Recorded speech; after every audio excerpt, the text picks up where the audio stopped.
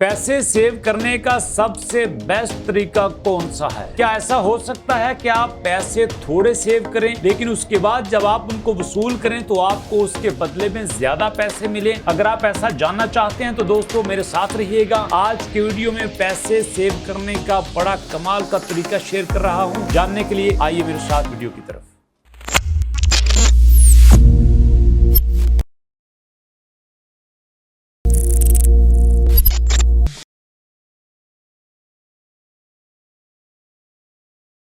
बिस्मिल्लाहिर्रहमानिर्रहीम। आपके अपने चैनल अलबारी ज़ोन पे खुश आमदीद और शहबाज अहमद की तरफ से अस्सलाम वालेकुम। दोस्तों आज जो आपके साथ पैसे सेव करने का तरीका शेयर कर रहा हूं, शायद आपने इससे पहले नहीं सुना होगा। हाँ, जो मनी मैनेजमेंट को जानते हैं, जो कि पैसों को सेव करने का नॉलेज रखते हैं, वो यकीनन इसके बारे में ज़रूर थोड़ा बहुत जानते होंगे। लेकिन ये आपके लिए इतनी इन्फॉर्मेटिव वीडियो है कि शायद आपने पैसों को सेव करने के मामले में इस एंगल से आपने नहीं सोचा होगा। ज़रा सोचिए, अगर आज आप एक महीने का 10,000 रुपया सेव करना शुरू कर दें तो 6 महीने बाद आपके पास कितने पैसे होंगे? डेफिनेटली आपके पास 60,000 रुपये होंगे। अगर इसी तरह आप एक साल पैसे सेव करते जाएं और हर महीने आप 10,000 रुपया सेव करें तो एक साल बाद आपके पास 1,20,000 रुपये सेव हो जाएंगे। और इसी तरह अगर आप 3 साल सेविंग करें तो आपके पास 3 साल बाद 3,60,000 रुपये सेव हो जाएंगे। जरा सोचिए, जिस तरह आपने पैसों को सेव करना शुरू किया, आप 3 साल बाद 3,60,000 रुपये तो सेव कर लेंगे अगर आप हर महीने 10,000 रुपये सेव करते हैं। लेकिन सोचने की बात यह है, क्या 3 सालों में जो आपके पास रुपया जमा हुआ है, क्या वो डाउन नहीं हुआ? क्या वो डीवैल्यू नहीं हुआ? क्या महंगाई नहीं हुई? अगर ऐसा होता है दोस्तों, तो जो आप पैसा सेव करते हो, जो आप रुपए जमा करते हो, चाहे अपने पास करते हो या बैंक में करते हो, जितने पैसे आप जमा करते हो, एक्चुअली वो गिनने में तो उतने होते हैं लेकिन एक्चुअली उनकी वैल्यू उतनी नहीं होती। आज आपके साथ बड़ा कमाल का आइडिया शेयर करूंगा। अगर आप उस आइडिया के मुताबिक पैसों को सेव करेंगे तो आपके पैसे सेव तो उसी लिहाज से होंगे, जितने आप जमा करेंगे उतने ही जमा होंगे, लेकिन एट द एंड जब आप वसूल करेंगे तो आपको उनका ठीक ठाक मुनाफा हासिल होगा। महंगाई जितनी भी हो जाएगी, आपके रुपए के ऊपर उसका कोई फर्क नहीं पड़ेगा। अब दोस्तों आपने करना क्या है? आपको पहला स्टेप क्या लेना होगा, आपको दूसरा स्टेप क्या लेना होगा, आपको तीसरा स्टेप क्या लेना होगा, और ये इन स्टेप्स पे आपने किस तरह से अमल करना है, सब कुछ आपके साथ बड़े आराम से डिटेल से शेयर करूंगा। पहले स्टेप पे दोस्तों आपने एक काम करना है। आपने देखना ये है कि आपकी इनकम कितनी है और आपका खर्च कितना है। कम से कम कितने खर्च में आप गुजारा कर सकते हैं। एक साइड पे आप अपनी इनकम रखेंगे और दूसरे साइड पे आप अपना खर्च रखेंगे, और आप देखेंगे कि कम से कम एक महीने में आप कितना खर्चा कर सकते हैं। उससे कम करेंगे तो आप अनबैलेंस हो जाएंगे, उससे ज़्यादा करेंगे तो आप अय्याशी करेंगे। तो इसलिए आपने देखना है कि कम से कम आप कितने पैसे सेव कर सकते हैं और कम से कम आप कितना खर्च कर सकते हैं। पहला स्टेप हो गया। और दूसरे स्टेप में आपने देखना है कि अगर मैं एक महीने का इतना खर्चा करूं और इतने सेव करूं तो ये मैं फ्यूचर में जो प्लानिंग अपने जहन में रखता हूं, क्या मैं उस प्लानिंग के मुताबिक चल पाऊंगा? ये पहले आपने 2 स्टेप पे करना है। और उसके बाद दोस्तों तीसरा स्टेप क्या होगा? तीसरे स्टेप का ताल्लुक आपके पहले दोनों स्टेप से है, क्योंकि पहले स्टेप में आपने देखा कितना आपकी आमदन है, कितना आपका खर्च है, और दूसरे में आपने देखा कि आप हर महीने कितने सेव कर सकते हैं। और उसके बाद दोस्तों तीसरे स्टेप पे सबसे मज़ेदार स्टेप होगा। उस स्टेप में आपने क्या करना है?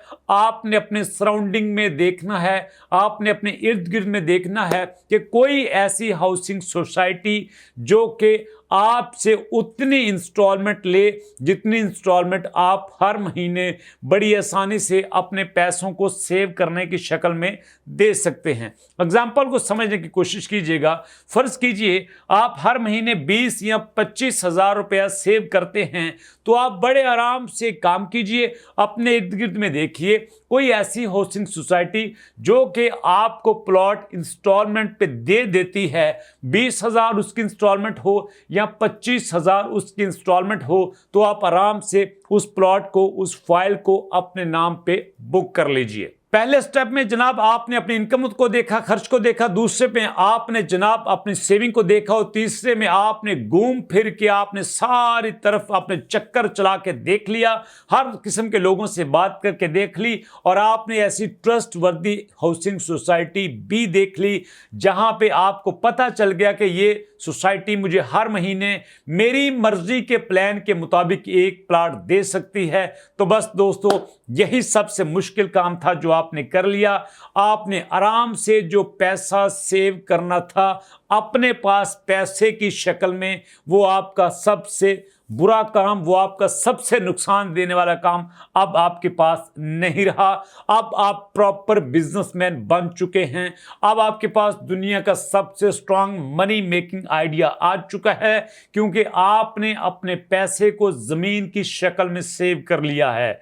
जी हां दोस्तों, पहले जो आप पैसा सेव करना था, पहले फर्ज करें आपने 20,000 सेव करना था, अगले महीने 40 होना था, फिर 60 होना था, फिर 80 होना था और एट द एंड आपके पास पैसे पैसे की शक्ल में होने थे। लेकिन अब आपके पास एट द एंड जो चीज आएगी वो पैसा नहीं आएगा, वो जमीन आएगी। जरा सोचिए, ये आपके पास 3 साल का प्रोसेस है, ये 4 साल का प्रोसेस है, या फिर आपकी इंस्टॉलमेंट 4 साल की है, 5 साल की हैं। जरा सोचिए 4-5 साल बाद जब आप अपनी इंस्टॉलमेंट को मुकम्मल करते हैं, तो क्या जो आपने प्लॉट अपने नाम पे बुक किया होगा, क्या जो फाइल आपने अपने नाम की बुक की होगी, क्या उसकी प्राइस उतनी रहेगी जितनी प्राइस आपने पहले दिन से उनके साथ तय की थी? नहीं दोस्तों, अगर कोई बहुत बड़ा क्राइसिस ना आए तो प्रॉपर्टी में ऐसा नहीं होता। प्रॉपर्टी डेफिनेटली महंगी होती है और हर सूरत में महंगी होती है। फर्ज कर लीजिए कोई क्राइसिस आ जाता है, किसी वजह से प्रॉपर्टी डाउन हो जाती है, लेकिन दोस्तों फिर भी उसके चांसेस होते हैं कि प्रॉपर्टी ग्रेजुअली बढ़ती रहती है और बढ़ती ही रहती है। और दोस्तों, अगर आप इसी तरीके के मुताबिक अपने पैसों को सेव करते हैं तो यकीन कीजिए आपको पैसे सेव करना मुश्किल भी नहीं लगेगा। और जब आप अपने पैसों को विथड्रॉ करना चाहेंगे, कैश करवाना चाहेंगे, लेना चाहेंगे, इस्तेमाल करना चाहेंगे, तो वो पैसा आपके पास एक बहुत बड़ी वैल्यू जनरेट करने के काबिल हो चुका होगा। और हमारे बहुत सारे दोस्त गलती करते हैं, वो अपने पैसों को सेव करते हैं कुछ कमेटी की शक्ल में। बहुत सारी औरतें कमेटी डालती हैं ना मोहल्ले में। ये पैसे सेव करने का सबसे पुराना तरीका है। अगर आप मनी मेकिंग को देखें, अगर आपने पैसों को पढ़ा हो, तो इसमें आपको काफी ज्यादा लॉस होता है, क्योंकि जो आप पैसा जमा करते हो 2-3 साल बाद आपको मिलता है, तब तक वो काफी ज्यादा डी वैल्यू हो चुका होता है। हाँ, आपको इसी सूरत में फायदा हो सकता है कि अगर आप वो कमेटी पहली लेते हो, दूसरी लेते हो या तीसरी लेते हो, जितनी जल्दी वो कमेटी आपको मिलती है, आप उसको किसी जगह पे इन्वेस्ट करते हो, आप उसकी शक्ल को चेंज करते हो, आप उसका सोना लेते हो, आप उसकी प्रॉपर्टी लेते हो, या आप उसको किसी भी और शक्ल में सेव करते हो, तब तक ये आपके लिए प्रॉफिटेबल हो सकती है। अदरवाइज जो आपके पास पैसों को सेव करने का फार्मूला कमेटी की शक्ल में मौजूद होता है, उसमें आपको हर सूरत में लॉस होता है। और दोस्तों, अगर आप चाहते हैं कि आप इस लॉस से बच सकें, तो कभी भी पैसों को पैसों की शक्ल में सेव मत कीजिएगा। पैसों को प्रॉपर्टी की शक्ल में सेव कीजिए, पैसों को आप ऑयल की शक्ल में सेव कीजिए, पैसों को शेयर की शक्ल में सेव कीजिए, या पैसों को गोल्ड की शक्ल में सेव कीजिए। पैसों को कभी भी पैसों की शक्ल में सेव मत कीजिए, इससे आपका नुकसान होगा और डेफिनेटली नुकसान होगा। दोस्तों, जरा बताइए कमेंट सेक्शन में आपको ये पैसे सेव करने का आइडिया कैसा लगा और क्या आप इस आइडिया पे अमल करेंगे? अगर करेंगे तो कमेंट सेक्शन में बताइए कब से अमल कर रहे हैं और ये आइडिया क्या आप दोस्तों के साथ शेयर करेंगे। अगर दोस्तों के साथ शेयर करेंगे तो वीडियो को शेयर कीजिएगा अपने दोस्तों के साथ। मिलेंगे नेक्स्ट वीडियो में एक नए आइडिया के साथ, एक नई सोच के साथ। तो नेक्स्ट वीडियो तक के लिए अल्लाह की अमान।